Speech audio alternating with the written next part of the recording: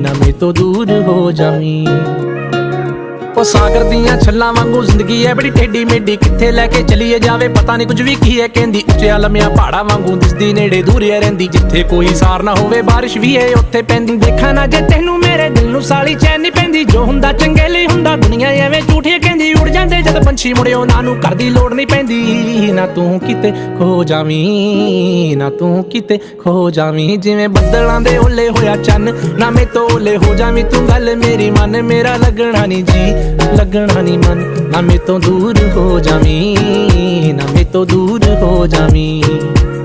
ओ जिवें बदलां दे ओले होया चन्न, ना मैं तो ओले हो जावी। तू गल मेरी मन, मेरा लगना नहीं जी, मेरा लगना नहीं मन।